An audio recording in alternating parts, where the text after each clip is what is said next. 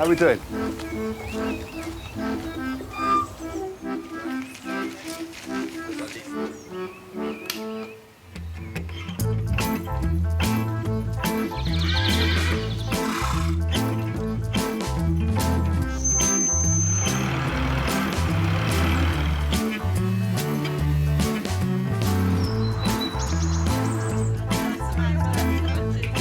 In the repair shop today, back to nature for Kirsten as she fashions ceramic flowers for an extraordinary clock.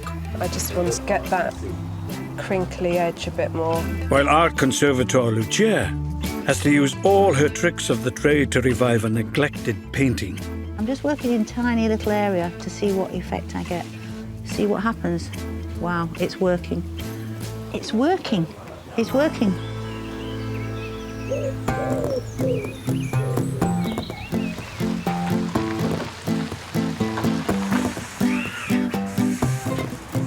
Sonnaz, I think that chair's here. Okay, great. The first item destined for the workshop has been brought by owner Lucia Sanders from Bournemouth. I'm Will. Hi, well, nice to meet you. Nice to meet you. Nice to meet you. So, what's in the boot? Victorian nursing. Wow. Lovely. Lucy's hoping that furniture upholsterer Sonnaz Nooranvary will be able to rise to the challenge where others have failed. Great. Right. Nice chair. Thanks. Looks like it needs a bit of TLC. There. Yeah, I presume that's why it's here. It got stripped to be reupholstered for me as a gift, but unfortunately it hasn't been able to be done. It's just a bit of a contrast to it, isn't it? Yeah, so when the upholsterer took the chair away from us, I think because it's all been hand-stitched onto the frame, it became too difficult and she said she wouldn't be able to do it. So this is as far as she got. And I haven't been able to find anyone else that's able to do it for me. What's the story behind the chair? Originally, the chair was my grandfather's auntie, Winnie, and it got passed down to my grandparents, and it's been with them ever since until I had it in the last few years. Oh, amazing. For me in particular, it is important because I was really close with my grandpa for my whole life and got a lot of extra time with him as the youngest grandchild. Unfortunately, he passed away 2 or 3 months before he was supposed to walk me down the aisle. That's why everyone thought it'd be extra special if I got something nice from the house that I could remember. Yeah, really special. So this is a nursing chair, am I right? Yeah, they'd be called the nursing chair. It's an iron back and a wooden base rail here, which all the springs are webbed and tied to. Iron back frames are really, really traditional. I wouldn't use modern techniques on this. I would stay as traditional as possible so that you can have it in your family for more generations to come, really. So, yeah. Well, we should probably get this over to your bench. Wonderful. Lovely. Thanks. You. Thanks for coming down. Cheers. Thanks. Bye. Bye-bye. There's so many layers to this. It's a lot of work, a lot of work. I'm excited to start, but it's going to be a big challenge, really big challenge. Big challenge. Yeah. I always sat on the little chair and it just reminds me of being with my grandpa, and we really want to keep it in the family and keep using it. Because it's a dusty job, the best place for Sonnaz to peel back decades of old upholstery is outside. Thank you. Oh.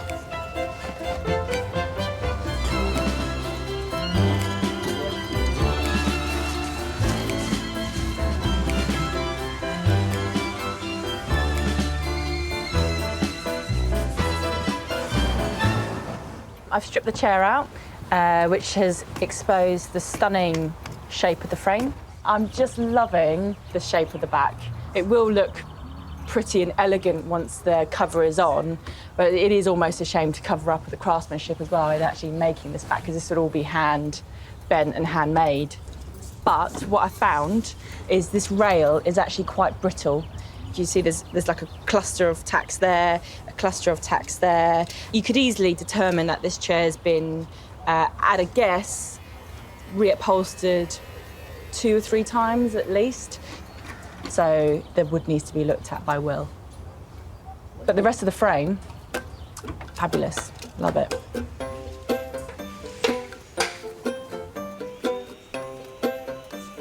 Will, could you come and have a look at this for me, please? I need your advice. That's not the same chair. It is the same chair, No believe it or way. not. Yeah, I know. I have got a problem with the front rail, though. Right, go on. It's pretty beaten up underneath here. It's all falling apart. It's quite soft. Holy moly. Holy moly. If you soak that Yeah. with some wood hardener, that will definitely give it that strength that it needs. You don't want to, like, swamp the wood, but it's just enough that it kind of soaks into those holes, especially, yeah. You can actually see it absorbing into the wood, can't you? Yeah, I can, actually.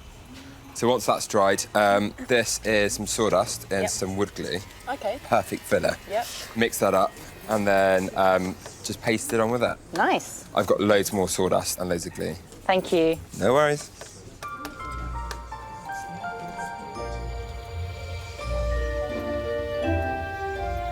While Sonnaz presses on with the chair, more visitors arrive. Diane Bilsby and her 95-year-old mum, Patricia, need the expertise of clock expert Steve Fletcher. Hello, Hello, I'm Steve. I'm Diane, and this is Patricia. Hello. Come and sit over by the table. Kirsten, I think this is one for you as well. Kirsten Ramsay is the repair shop's ceramics conservator. Wow, my goodness. It's lovely, isn't it? So tell me a bit about it. It just came from my husband's family. Yes. And now it's mine. Well, they had it in 43, so Granny had it then until she died in 73, and we've had it ever since. Gosh, OK, so it's been in the family a long time. I've always remember it in Granny's sitting room, and when I went there, I always went and looked at the clock, and always loved it, you know. This is a French clock, probably dating back to sort of Edwardian, maybe late Victorian times. That's what I thought. It's got a bell strike. Yes, it's got a nice little chime, that's and it's lovely working. sound. Small. Really, Dainty, really. isn't it? It is. Yes. Has it been running all of this time?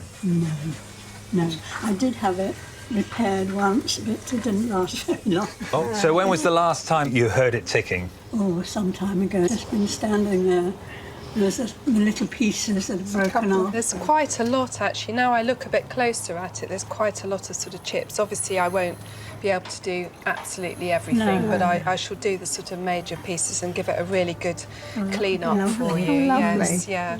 I'm sure we can bring this back to life again. If you'd like to leave it with us, Yes. we'll both set to and work on it. Yeah, absolutely lovely. Yeah, Okay, thank you very much. Bye-bye.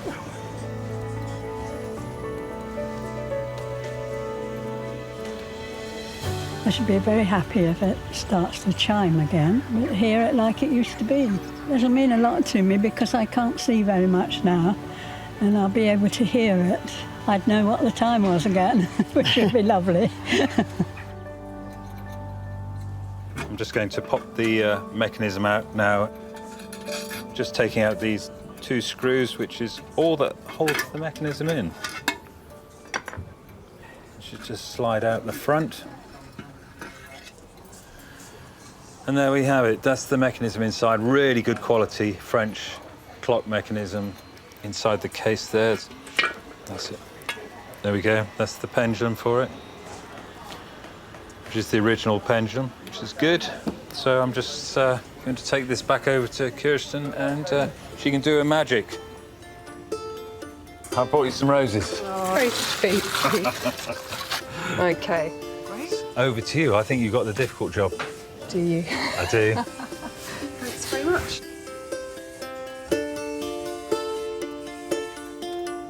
I think that most people, if they've got something like this, they just don't clean it. They're too scared of damaging it. So this is a really great opportunity to give it a really good clean.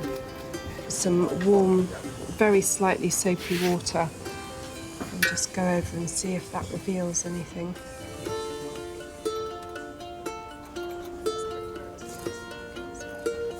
Once the ceramic is clean, Kirsten can clearly see the myriad of chips and nicks she has to address. I'm now going to consolidate all these areas that have been chipped, just sealing the edges. With this one, I'm going to have to work quite methodically, because if not, I'm definitely going to miss a few, I think.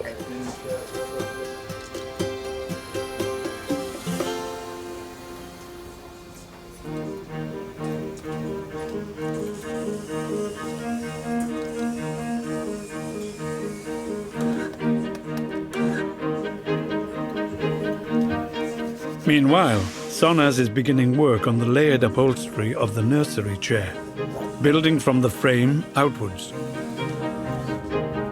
I'm wrapping the metal frame with strips of calico. I want to protect the layers of hessian and the upholstery stuffing from any rust. And this is really the very, very, very first stage of upholstery. So I'm quite excited about getting going finally after prepping the frame. It's all part of the process, and it's just one of those things that you get used to, that none of this has ever seen.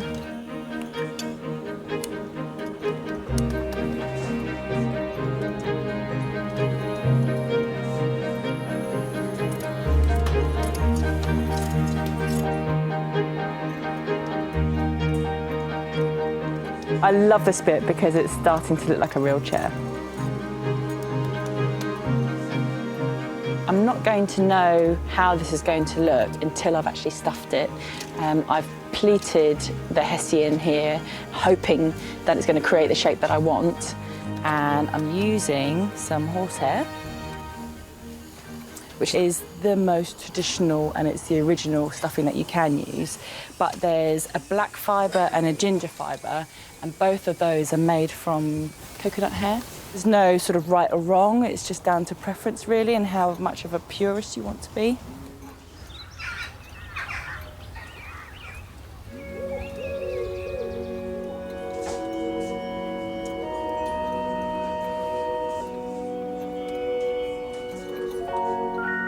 Meanwhile, Kirsten has stabilized the damage on the ceramic clock case and is about to start recreating the missing pieces. So I'm just going to make up this stamen first of all, and I've got this one right next to it to copy. I'm going to model out of a two-part epoxy modelling paste. This is great because it just takes a few hours to cure, so you've got plenty of time to shape and smooth your work. So this is quite long, this stamen, so I'm just going to sort of mimic that.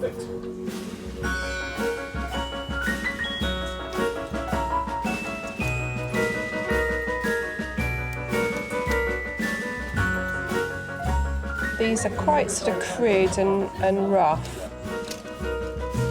And then I just want to get that crinkly edge a bit more.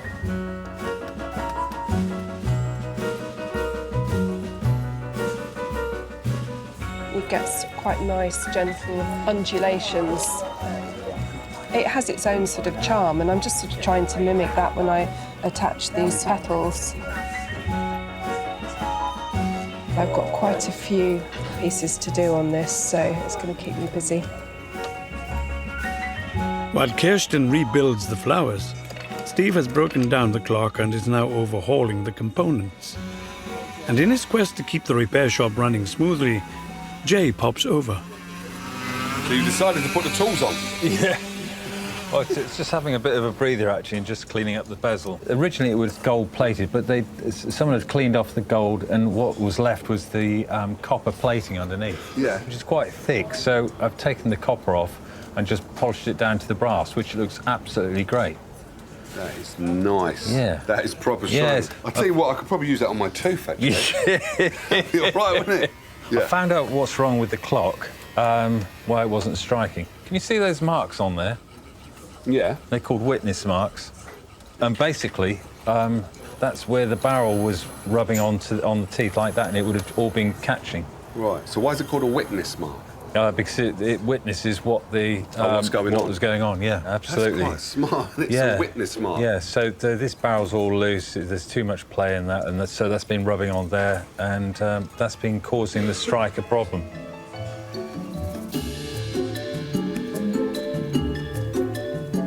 So I've just mixed in some blue and ochre for that as well, because it's not actually black, it's kind of greeny black.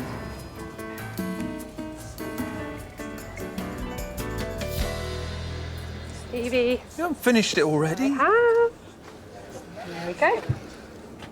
Oh dear. What do you mean, oh dear? I haven't finished the mechanism. Heels, No, I'm not dragging my heels. So what's going on here then? Oh, we're just discussing this. Oh, no, where's the clock? Well, it's over here. I'll be getting on with that in a minute.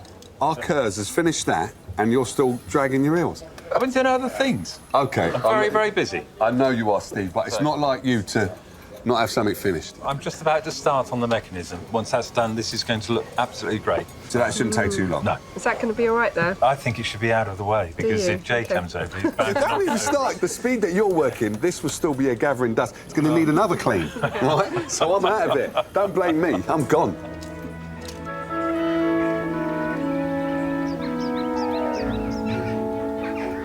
Next into the repair shop, former British judo champion Peter Blewett, now chief instructor at the Budokai, Europe's oldest and most prestigious martial arts club.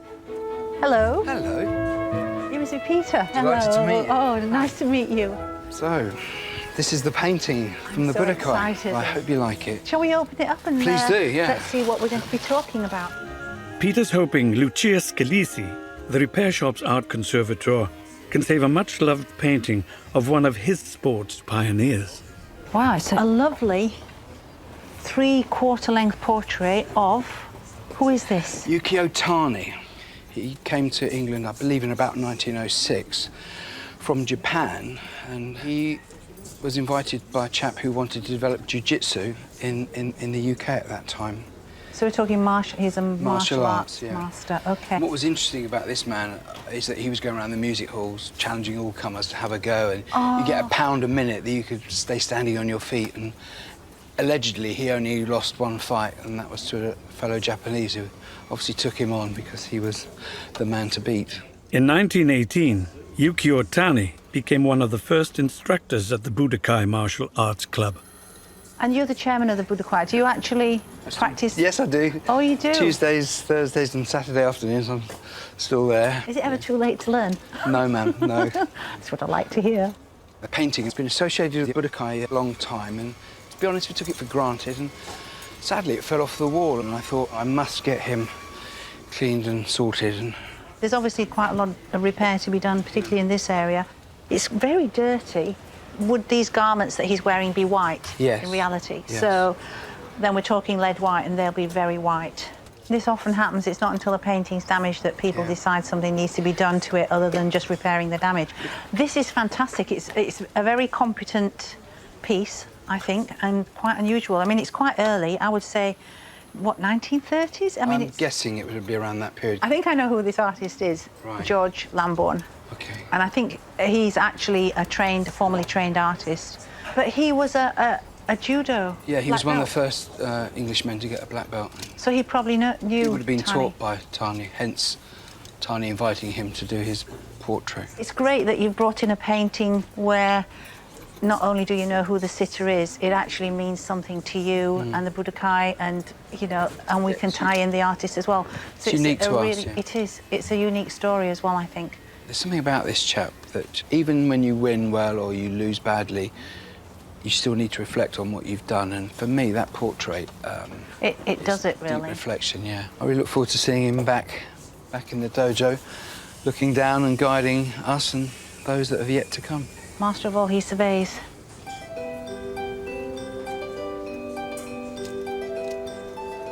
I'm quite excited, actually, to have a refreshed Yukio Tani looking imperiously down on us. For me and others, he's been quite an inspirational character, really.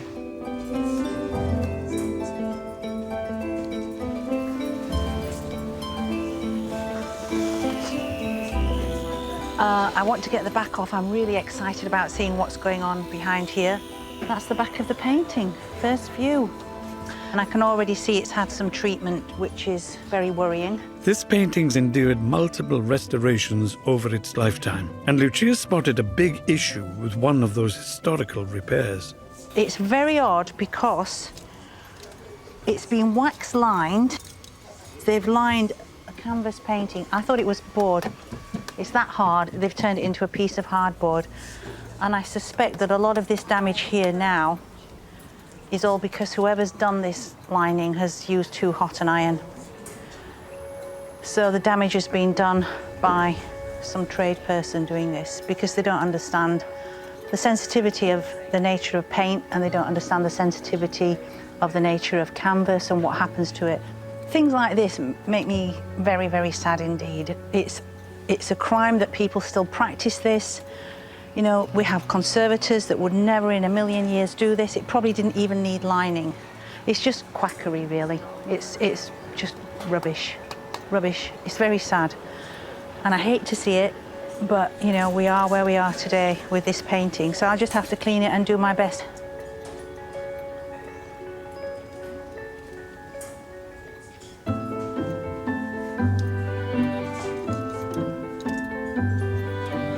Things are going rather better on the other side of the workshop, where Sonnaz has stitched and stuffed the back of the Victorian nursing chair, and it's starting to take shape.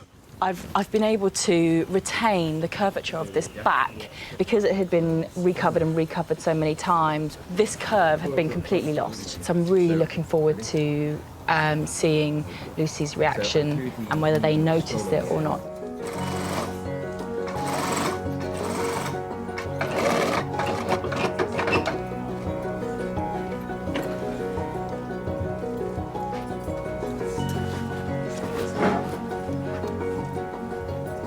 Now is the moment of truth for my top cover and this velvet. Just lay the chair down.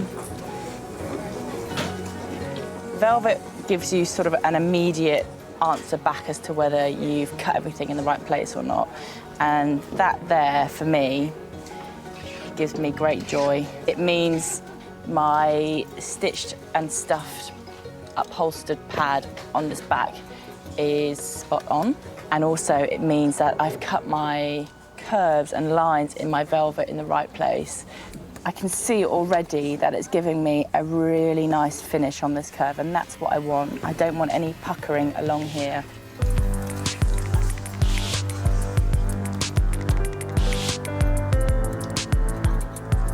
Stitching it in place is traditional. And for this particular chair, it's staying true to the craftsmanship of traditional upholstery.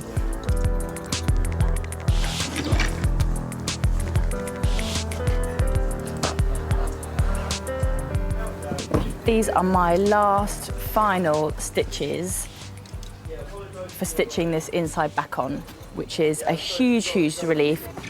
I am very happy that it's done. I'm also quite happy with the results as well. It's nice and firm. When I take these last few skewers out, this fabric shouldn't move, which will tell me that I've knotted it all nice and tightly, and then I'm ready to web the base. There have been loads of holes in this base. Although we've hardened it and I've filled it, I don't want to take the risk of anything working its way loose, so I'll get a really lovely fixing with staples. It might only be at the halfway stage, but Sonnaz's work has caught the eye of foreman and fellow upholstery expert, Jay. Hello. Hi. This is looking fabulous. Do you like it? No, a lot. I really like it a lot. Thank you. You've done a brilliant job. It's a hard thing to do an iron back. It's really hard. I've kind of put my heart and soul into it, really. Yeah. Everything that you do from now is Yeah. kind of like the most important bit for the chair. Absolutely. This So is the webbing, springs, foundational. lashes, the whole shebang. Yeah. This will make sure that this chair lasts how long? Another lifetime, hopefully. That's At what least. I like to wear, girl. Yes, mate. That's what I like to wear. Yeah, Well, I know nice. Lucy's going to love it. Yeah. And you haven't roped me in, so I'm happy. Oh, no, I'll let leave you you to go. it then. Yeah, Thank you. No All right. worries.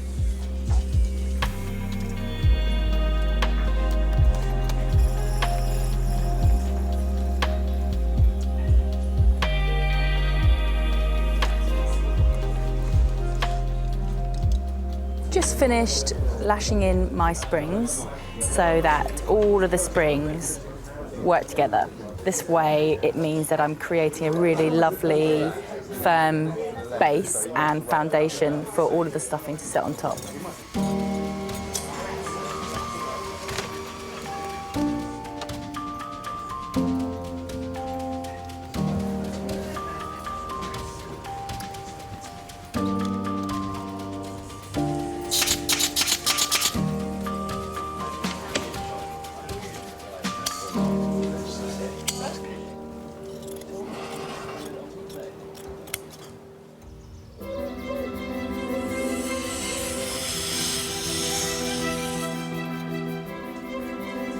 Clock repairer Steve has completed his renovation of the porcelain clock mechanism. Just hang the pendulum on just to see if the clock is all working now.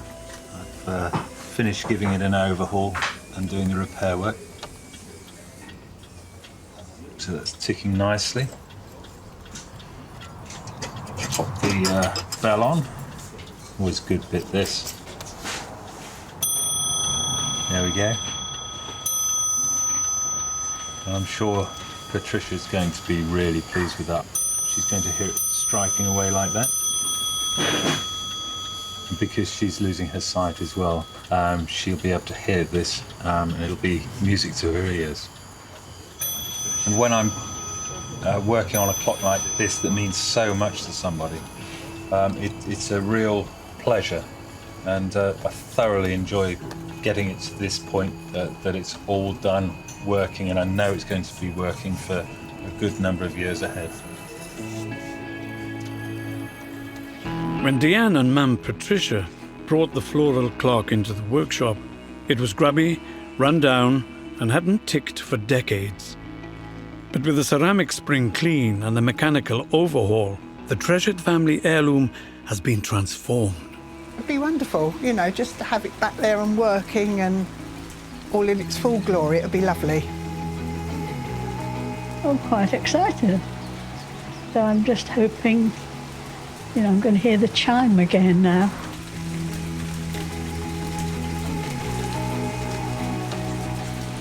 Hello. Nice to see you. Yeah, come on in to the drive. Glad to get in. There we are. Hello, hi. Hello. Nice to see you. Would you like to sit down? Yeah, thank you. Here we are. Exciting moment for you then. Very, yes, for the unveiling. How long is it since you heard the clock ticking and striking? Oh my goodness, several years. Must be about 20 years, I should Oh my word, right. Yeah. Quite a long time. I won't keep you in suspense any longer. Please don't.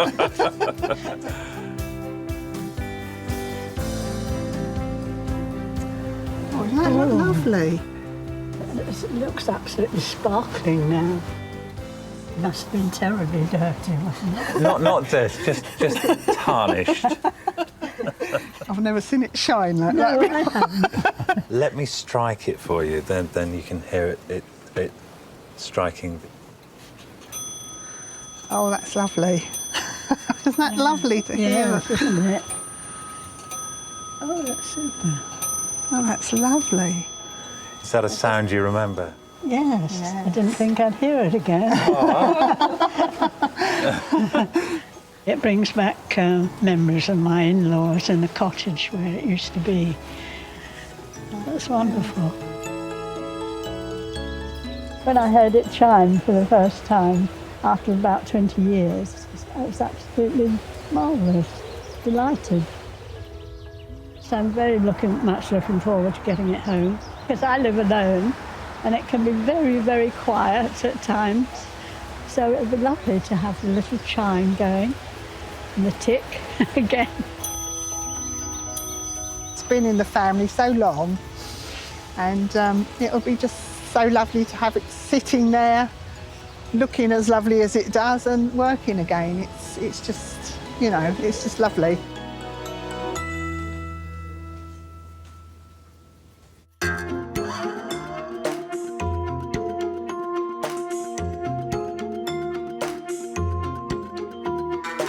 Art conservator Lucia was dealt a blow when she discovered previous work on the Yukio Tani painting was partly responsible for its condition. Now she's having to use her skill and expertise to see if she can reverse any of the damage. I'm doing some consolidation of this broken paint layer, and I'm using an acrylic adhesive, and then I use my heated spatula just to soften things a little bit more and see if I can get this paint to reattach. So I'm going to take this off quite quickly. Now, I can see that that surface is much better than it was. I think I can anticipate good results with this treatment. I just have to get on with it now because there's quite a bit of yardage to cover.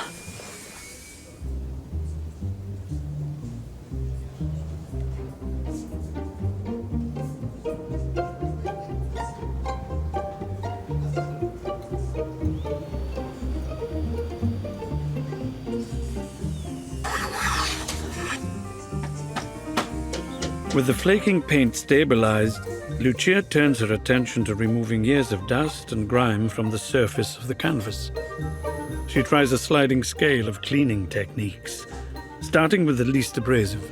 I'm going to do a little spit clean test just because this is the way to start and it's really easy. I don't anticipate much to come off here, dirt-wise, surface dirt-wise. But let's have a look. So there's nothing coming off there. So I'm now going to do a little bit of water with a few drops of ammonia in it. So it's not too strong.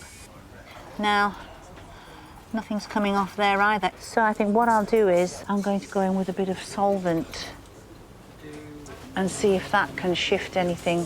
Solvents are a last resort, and Lucia needs to tread carefully. So I'm going to just roll this on and see if it will just soften. I'm just working in a tiny little area to see what effect I get. To slow down the evaporation, I've got some little squares. This is Melinex. And I'm going to put that on the top and just see what happens. Wait for maybe 10 or 15 seconds. That will allow a bit more softening of the layer of dirt and old varnish that I'm trying to take off. See what happens. Wow, it's working. It's working. It's working.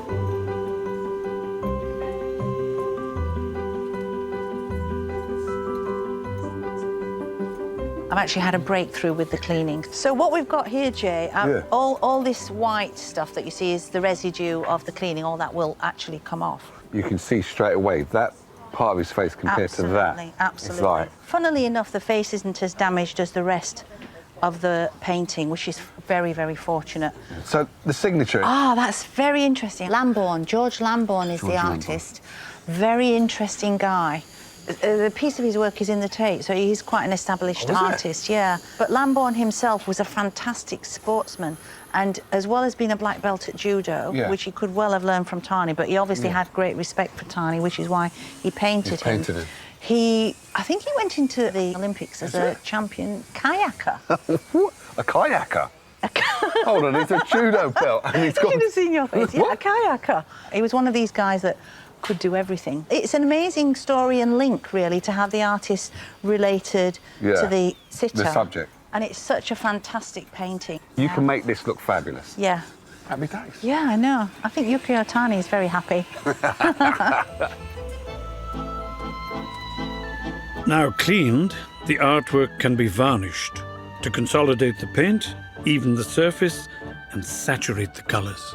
This is the way that I was taught to varnish, and it works, and it makes sure that every quarter is evenly covered.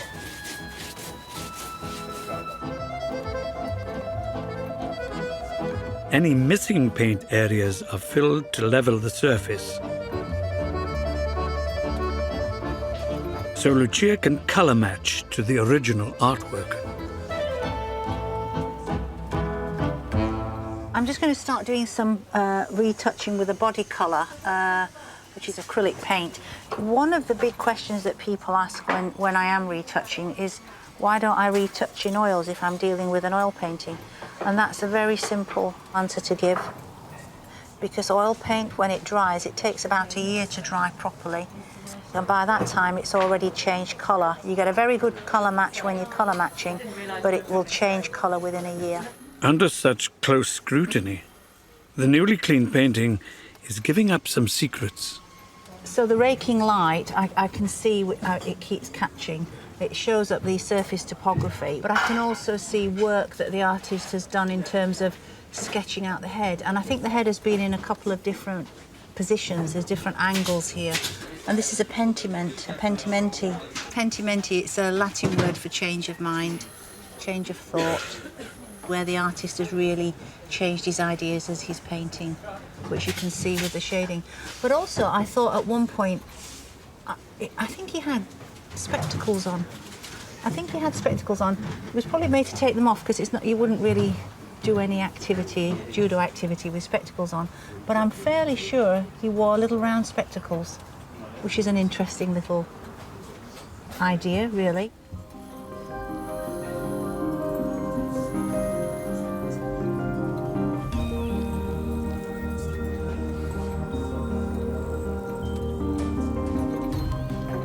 Upholstery expert Sonnaz is in the final stages of renovating the Victorian nursing chair, with owner Lucy due back soon.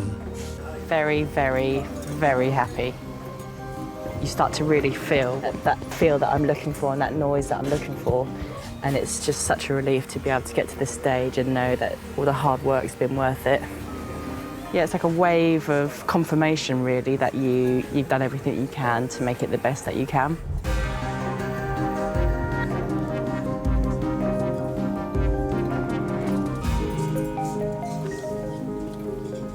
Sonnaz, how are we getting on? This is where you don't really want to start rushing, isn't it? You haven't got that much time. No, I haven't, but I'm pretty confident it will be absolutely bang on before she gets here. Cool. Well, it looks perfect. And with velvet, I just love touching it. Yeah, I know, It's me just too. There's so just something tactile. about it, isn't it? It's not the same chair, is it, that It's came in? not the same chair at all. You've done one of the hardest chairs to be done, an iron back. Yeah, they are. Traditionally done? Honestly, it's very challenging. Yeah. So from one upholsterer to another, you've done brilliantly. Thank you very much. Thank you. A job well done. Just in time for Lucy's arrival with Mum, Hilary. I was very close to my popper, and the chair represents a piece of my childhood that is linked with, I suppose, my grandparents and popper. The chair means a lot to the family. It is an heirloom, and it's just so lovely that it's going to be repaired and we can use it again, so it will be really nice to see it. Hi. How you doing? Are you both? Very good, very nervous to see the chair. Are you Excited. Excited and nervous. So it's a good mix. So how many people have you tried to get this fixed by? 2. Yeah, it got Two taken people. off by someone and stripped, and someone else had a look at it, couldn't do it. It was quite hard trying to find somebody who could do it. Yeah. You ready? Shall we? Oh, yeah. Are you ready? You were ready, yeah. But it's lovely. It's beautiful. So smart, isn't it? It's just the right colour as well, Sonnaz, thank It's you. lovely. My pleasure. Oh, it's great. It's kept it to how it used to be. It's, yeah, How do you feel looking at it now? a bit emotional. Do you?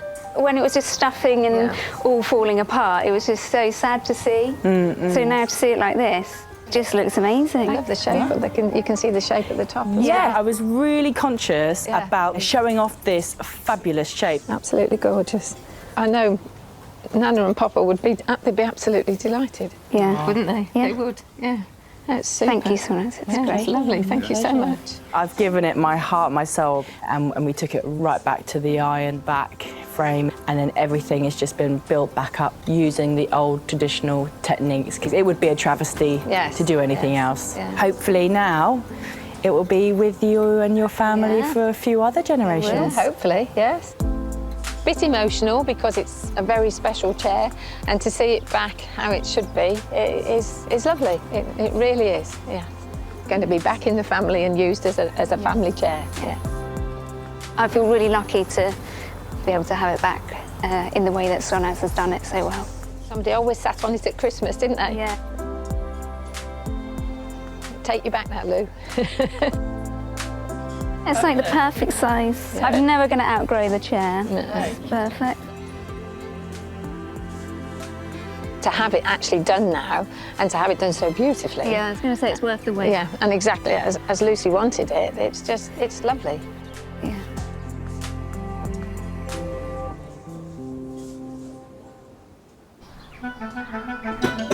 As the restored nursery chair is transported home, Lucia has just completed the restoration of the sporting portrait. This lovely portrait of Yukio Tani is ready to go back into the frame. I'm pleased with the way it's gone. He's looking a lot better. So I'm just going to turn him over and pop him into the frame. And then I'm hoping that when Peter, who is the chairman of the Budokai, sees him and the rest of the school see him, they'll be absolutely thrilled to bits. Lucia's travelled to Chelsea in West London to return Yukio Tani to his home, just in time for the 100th anniversary celebrations of the Budokai. Well, we're very excited today. The portrait's come back, and You'll see what the transformation looks like. Good morning, Lucia. Welcome to the Budokai. It's part of our heritage, and with the centenary coming up, we wait with bated breath. Some of the high-profile athletes who train with the club have been invited to the unveiling, including Olympic silver medalist Ray Stevens. Yukio Tani was a huge inspiration to us here at the Budokai because he's a real legend. He's one of the pioneers of judo, huge inspiration. Really looking forward to it being unveiled today. There's a space on the wall, so we're looking forward to seeing it in its restored state. If you stand back, I'll turn it around and you'll get the first view. Excellent. Okay. Yukio Tani, welcome to your world. Back where he belongs. Yes. Lucia, I can't thank you enough. It's amazing. He's cleaner and brighter. I'm really very, very pleased with that, but we will treasure it.